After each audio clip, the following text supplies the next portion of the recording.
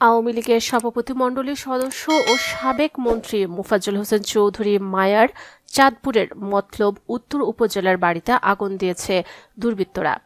শনিবার রাতে মতলব উত্তর উপজেলার মোহনপুরের বাড়ির দুটি ভবনে এ ঘটনা ঘটে। খবর পেয়ে ঘটনাস্থলে পৌঁছে পরিস্থিতি নিয়ন্ত্রণে আনে সেনাবাহিনী, পুলিশ ও ফায়ার সার্ভিস কর্মীরা। রোববার দুপুরে ফায়ার সার্ভিস অ্যান্ড সিভিল ডিফেন্সের মতলব উত্তর ইনচার্জ ইন্সপেক্টর নুরুল করিম বলেন, শনিবার রাত 11টার দিকে আগুনের খবর পাই আমরা। মায়া চৌধুরীর বাড়ির দুটি তিনতলা ভবনের নিচতলায় আগুন দেওয়া হয়েছিল। ঘটনাস্থলে গিয়ে আগুন নিয়ন্ত্রণে আনে ফায়ার সার্ভিস। মতলব উত্তর থানার ভারপ্রাপ্ত কর্মকর্তা প্রদীপ মণ্ডল বলেন, রাতে খবর পেয়ে তাৎক্ষণিক ঊর্ধ্বতন কর্তৃপক্ষকে জানাই। আমাদের এসপি মহোদয়ের নির্দেশে যৌথ বাহিনীর ইনচার্জ স্যারের নেতৃত্বে ঘটনাস্থলে যাই। আগুন নিয়ন্ত্রণে আনার পর আমরা তথ্য সংগ্রহের চেষ্টা করছি। এ বিষয়ে আইনগত ব্যবস্থা নেওয়া হবে। চাঁদপুরের অতিরিক্ত পুলিশ সুপার খায়রুল কবির চৌধুরী বলেন, আমরা সন্ধ্যার দিকে সাবেক এমপি মায়া চৌধুরীর বাড়িতে ভাঙচুর ও লুটপাটের খবর পাই।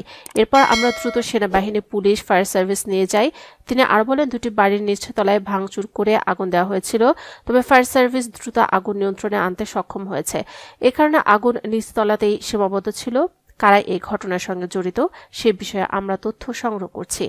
মতলব উত্তর উপজেলা বিএনপির সাবেক সিনিয়র সহসভাপতি সারওয়ার মজুমদার বলেন, আমরা এটিকে ন্যাক্কারজনক ঘটনা মনে করি।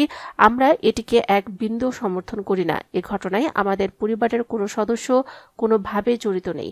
আমাদের নেতা তারেক রহমান, আমরা কখনোই সহিংসতার রাজনীতি করি না। সহিংসতার রাজনীতিকে আমরা আশ্রয় প্রশ্রয় দেই না।